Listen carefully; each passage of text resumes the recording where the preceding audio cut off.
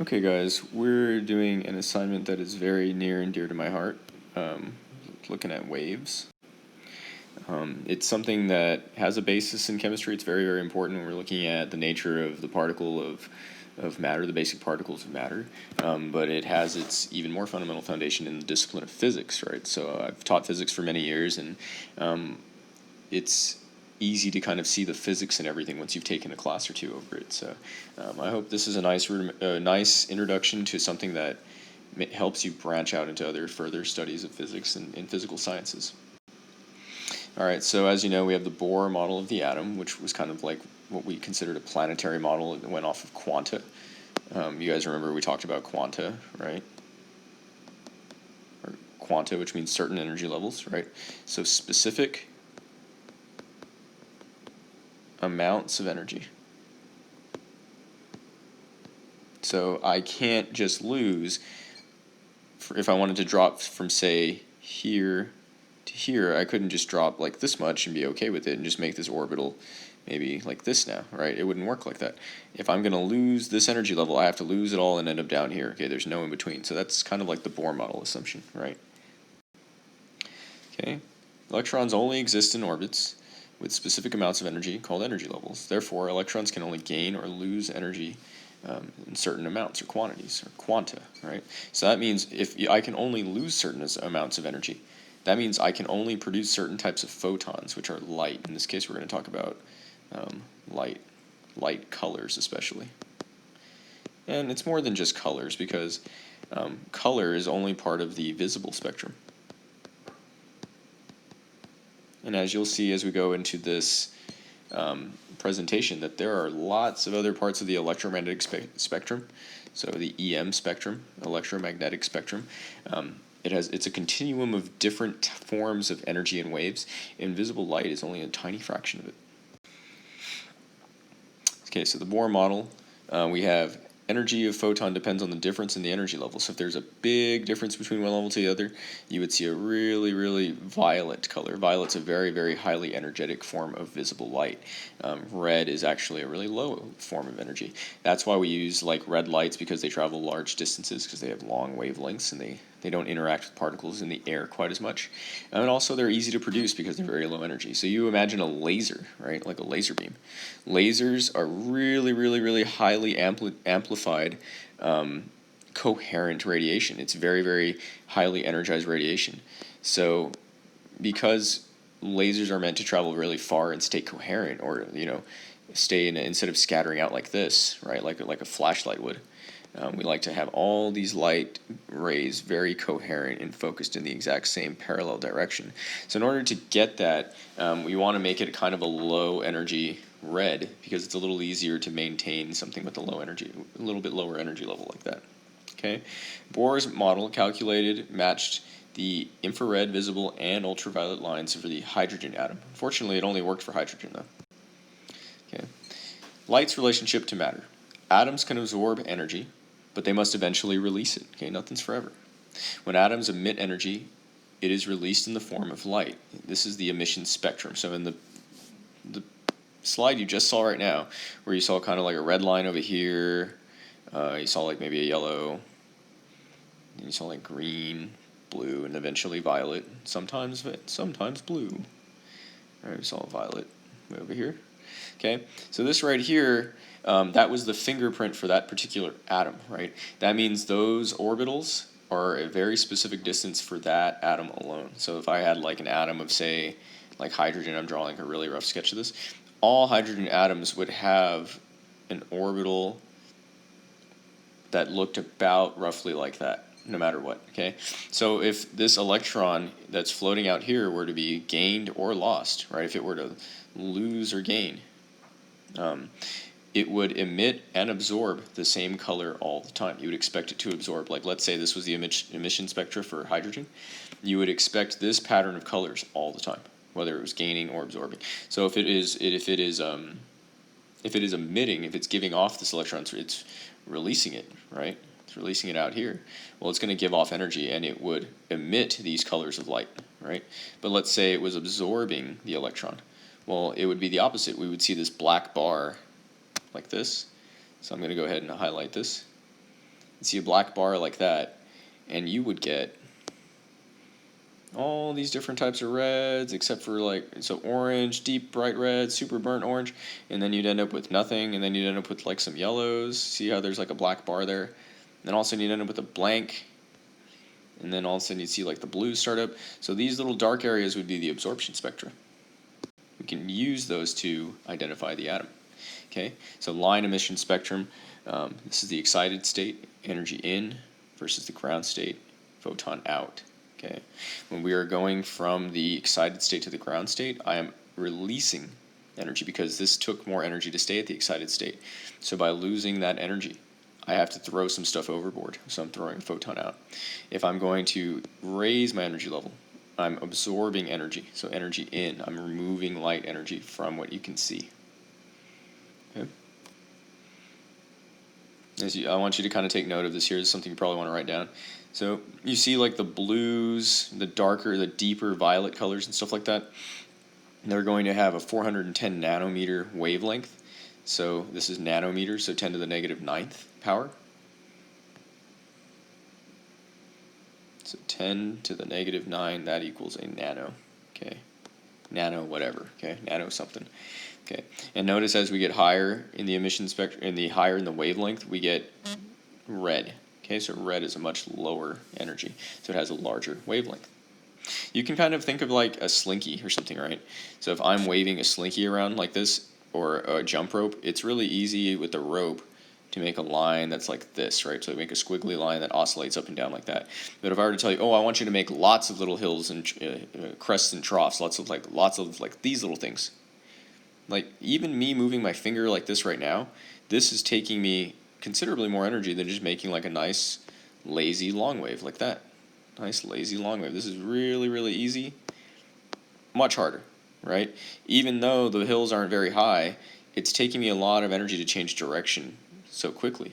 So you can see that the longer the wavelength, so 656 nanometers is obviously longer than 410 nanometers. These are much higher energy. So the energy here is high. So I'm going to put energy up, okay? Over here, where the long wavelength's at, you got low energy, okay? Lower energy. So remember that red, I'm going to put LE for low energy. And then we got the purple over here, the violet. This is going to be, it's not really easy to see at all, high energy stuff. High energy, okay, because it has a shorter wavelength. They're inversely related. Write that stuff down.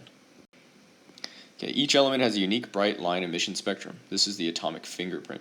So you might want to get a little example of this. You don't need to draw this exactly, obviously, because these colors do change for helium, but the patterns are the same, especially when you have a moving sample of helium or something. We talk about that in physics sometime with Doppler shift. Bohr's calculations only work for hydrogen, as we stated before. Okay, line spectra. Specific wavelengths are emitted, characteristic of atoms. So white light spectrum would contain all colors of the rainbow. This is the hydrogen light spectrum. So when we're looking at hydrogen giving off energy, we would see these colors emitted. Okay, so some in the orange, got some indigo, some blue, and then some violets here. Helium gives off a little bit more. Why is that? Because it has more electrons. If you think about the periodic table, it's got more electrons and more energy levels. Okay, so because it has more electrons, it's going to be able to give off and absorb at different rates. Okay, neon is much further in the periodic table. Let me see if I can find a picture of that real quick. There we go. Okay, so here we are. So we got the neon versus helium. So let's compare helium. Right over here, where's neon at? Neon should be a noble gas, just one period down. So you see there it's got 10 electrons versus 2. And you can see the difference that those electrons floating around in their respective little orbits are going to have when they're released, right? So they're going to be able to jump a different number of levels. They're going to be able to jump different number of orbitals, and they're going to have different potential energies because they're just simply more places where those electrons can be in a neon atom versus a helium atom versus a hydrogen atom. Okay, light has particle-like behavior, so basically it has like a material form. It can feel physical. Okay, photons come from electrons falling into high electron orbits to low orbits. So again, going from a high excited state down to a low state. So photon out, blue, Okay.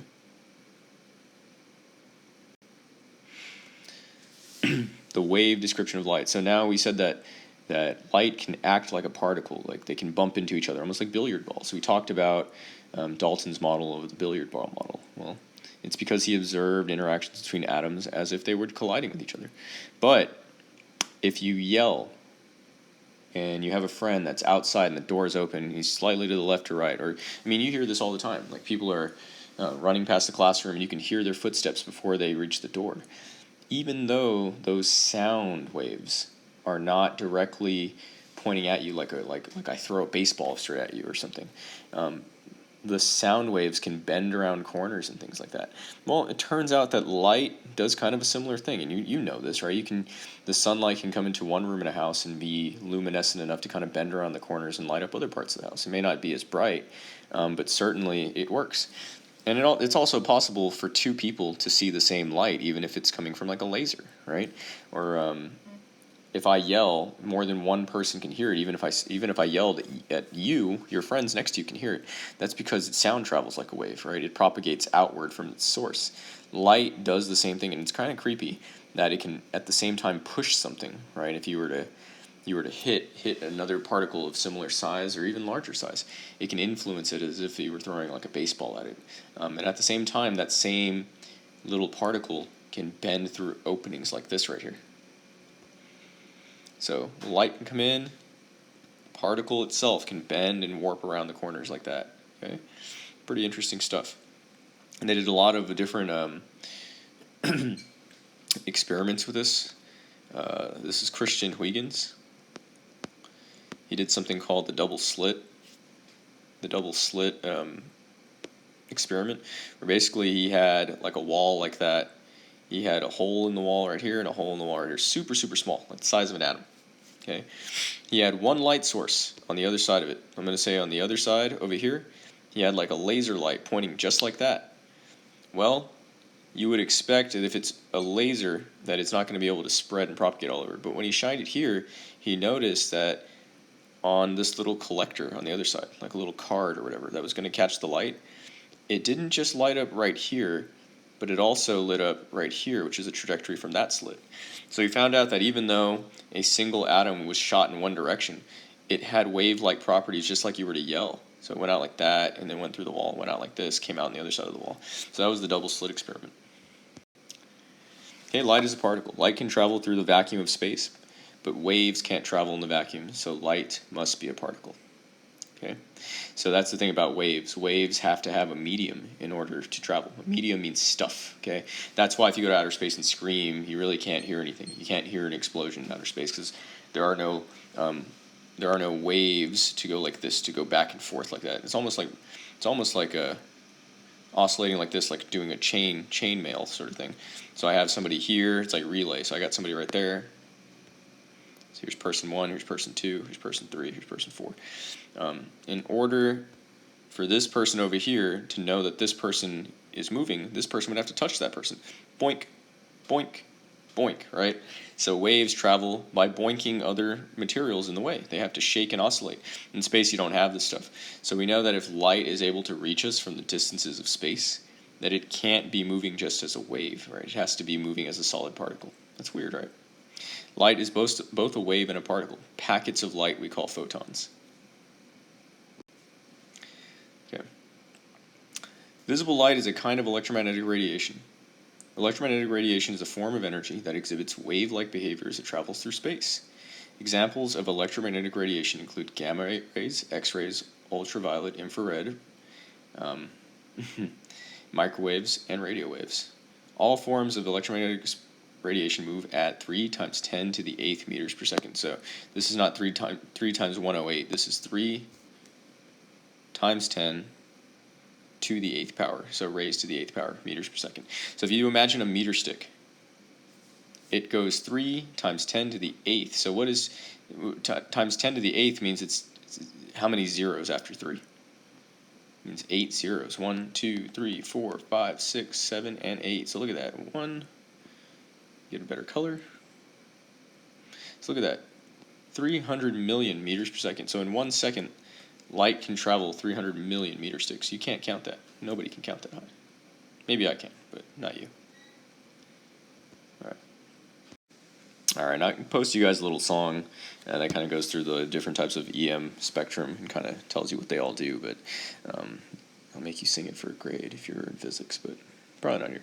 Anyways, like I was saying earlier, so it goes from gamma, X-ray, ultraviolet, visible light, infrared, microwave, and radio wave. So these are the lowest energy electromagnetic spectrum. We start getting to higher as we go this way. But look at Roy G. Biv, right? Roy G. Biv. Almost everything you know, 90% of your stimuli receptors are your eyeballs. It's devoted to catching visual stimulus. All of that stimulus that you experience, that you know, the universe that you use to kind of paint the world around you, is this tiny, tiny, tiny portion of all the information in the universe. Imagine if you could see gamma rays and X-rays and ultraviolet radio waves. You can feel infrared, right? You can feel it on your lips when you close your eyes and you put your hand to your mouth. Try it. Or if you put your hand up by a fire, detect to see if it's hot. You can sense infrared, but you can't see it, right? And it's definitely not as strong as a sense as your eyes. Okay.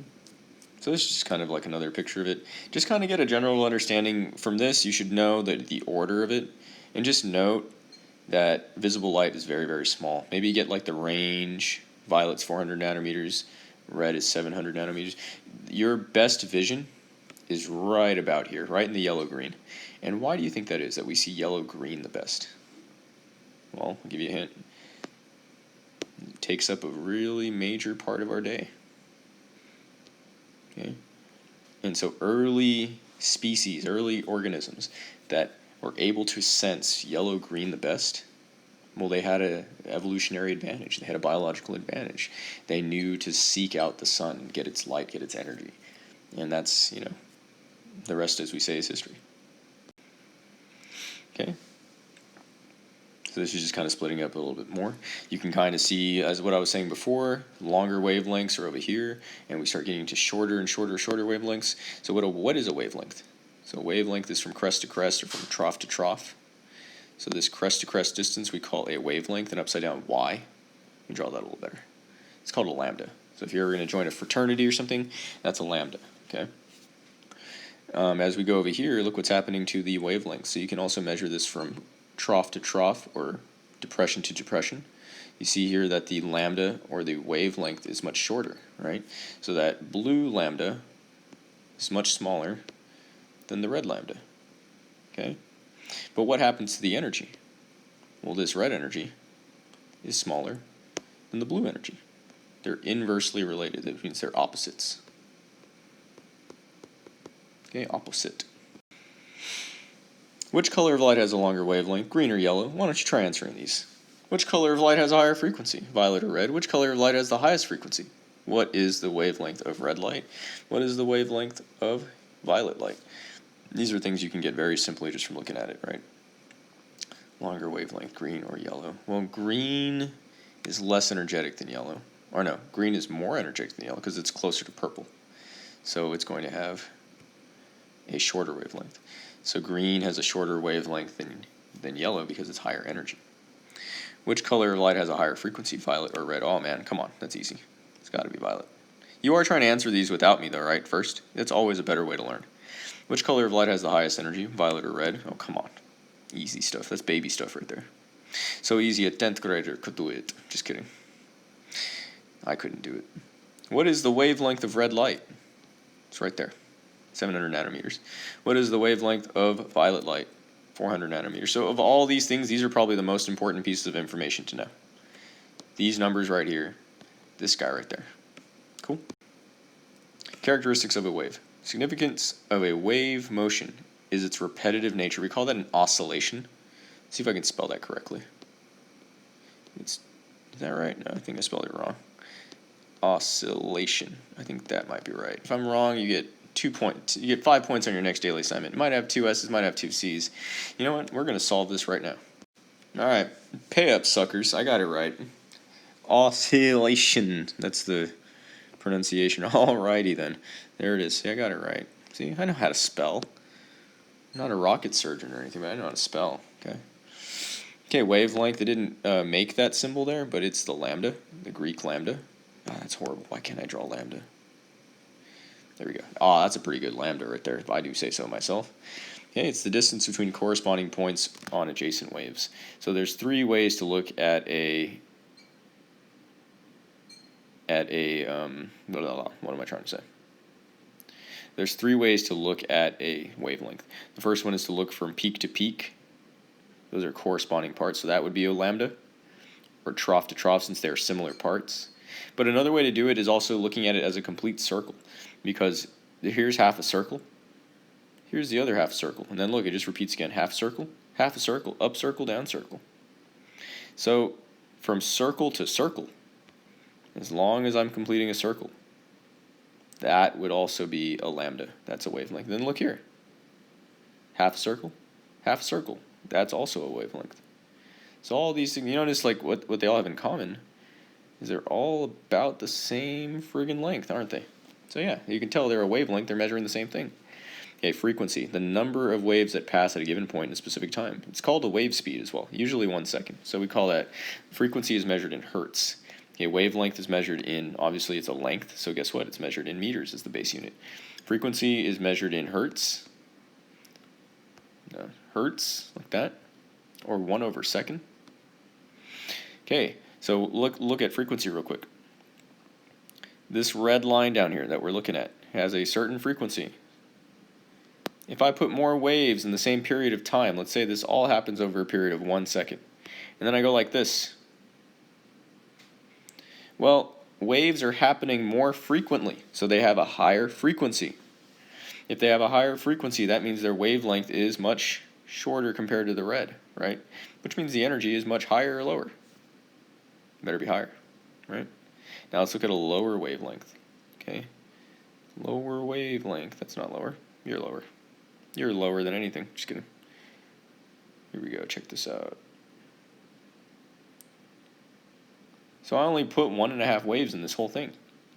Here's half a circle, and then another half circle. So that was only 1.5 wavelengths.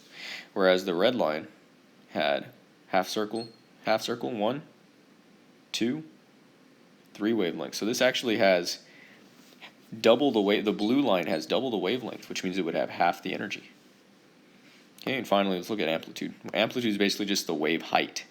Okay, so this would be right here, amplitude. This would also be the amplitude.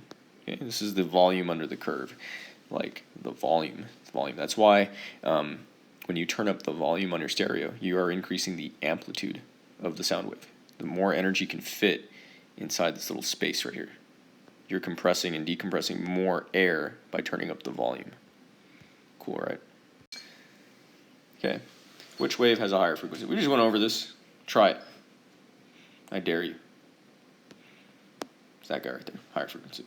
Okay, which one has a shorter wavelength? Which one has a shorter wavelength? Also that one. Which one has lower energy? Lower energy.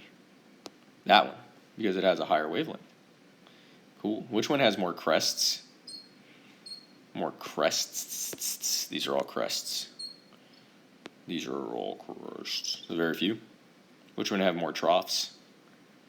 It's going to be the same one, dog. More troughs down here. More troughs down here. Easy stuff. This test.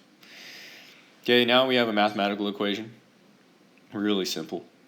The velocity of a wave is the frequency times the wavelength. Easy stuff. And if we're talking about electromagnetic radiation, well, guess what? You always have this. As long as we're talking about something that's not purposely changing the direction of the light, we're not talking about refractive properties, this right here is always going to be 3.0 times 10 to the 8th power. Because this right here is the speed of light. We call this c for constant. Remember that. Write that down. 3 times 10 to the 8th meters per second. Okay, scientists in the early 20th century, Max Planck and Albert Einstein, showed that electromagnetic radiation was composed of particles we call photons. Photons are particles of light energy. Each wavelength of light has photons that have different amounts of energy. The longer the wavelength, the lower the energy of the photon. So far, so good. Not saying anything out of the ordinary. This is what we've already been talking about, right, Mr. Laser Eyes Einstein? Right, Mr. Super Saiyan Max Planck?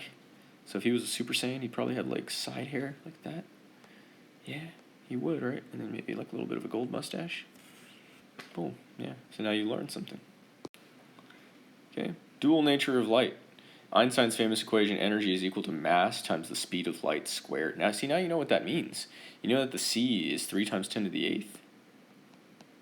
That's a huge friggin' number. That's 300 million times whatever your mass is. So even if I have, you remember like your mass of your electrons was like, or your mass of like your whatever was like 1 point, what was it, like 6 something times 10 to the negative 24th or some crap like that. Like, you know, let's look it up. Why am I guessing? I shouldn't be giving you guys fake news here. Okay, so I was considerably off. It's about 9 times 10 to the negative 31st kilograms. Okay, but I want to impress this upon you real quick. If we're multiplying that by 3 times 10 to the 8th squared, when you square something, you are just multiplying the power by 2. Okay, so if it's it's 3 times 10 to the 8th squared, because it's MC squared, that's 3 times 10 to the 16th power. So I'm moving over this bad boy right here 16 friggin' times. 1, 2, 3, 4, 5, 6, 7, 8, 9, 10, 11, 12, 13, 14, 15, 16. Holy heck. Look at that. Look at how much energy I would derive just from the conversion of 1 electron. It would be a number that I don't even know if I can pronounce this number. So that's hundreds, thousands, millions, billions, trillions, and so 9 quadrillion joules. 9 quadrillion joules. So that's the energy to mass conversion. That's huge.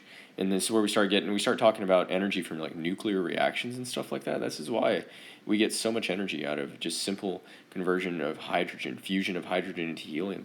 And we talk about fission, fracturing of heavy isotopes of uranium down into more stable isotopes of uranium. And that stuff gives off lots of energy because of mass defect and mass effect, which is a video game, but there's a scientific physics and chemistry explanation what that word means. Energy has apparent mass, so you can convert it back into mass too. The apparent mass of a photon depends on its wavelength. So Einstein in 1905, he starts talking about this wave-particle duality. Okay, electromagnetic radiation is absorbed by matter only in whole numbers of photons. So we are talking a little bit about quanta again. Light has properties of both waves and particles, the wave-particle duality. A photon carries a quantum, which means a very specific type of energy. The energy of a photon is directly proportional to its frequency. Okay, so what does this actually mean? This means that if I had electrons in a table like that, and I wanted it to shine, I wanted the table to be shiny, I could shine a light at it, right? But certain types of light are going to make the electrons jump much more energetically than others. So basically, I could shine a laser light all day at a table, like a red laser light, and I wouldn't make sparks happen. I wouldn't make like these like cool little like jiggly, I wouldn't make like lightning jump out of the table, right? But if I were to turn this instead into ultraviolet, well, guess what? I would get this stuff to jump out and sparkle over the place, because the ultraviolet light is the same wavelength as these electrons. They have the same wavelength. So imagine like I have a net, right? So I got a net and I'm trying to catch guppies, right? But the net that I'm using for guppies has holes like this. Well, I'm not catching very many guppies, am I? Why is that? Because the distances between these spaces here don't match with the distance of a guppy. And a guppy might just be like this big, right? I'm gonna draw a little guppy like that. So because these, each one of these little red dots represents a guppy, so because the distance between the netting doesn't match, so basically the wavelength doesn't match the length of the particle, they can't interact. So he found out that even if I make this red light Let me make this red light right here. Even if I make this red light super, super strong, like this.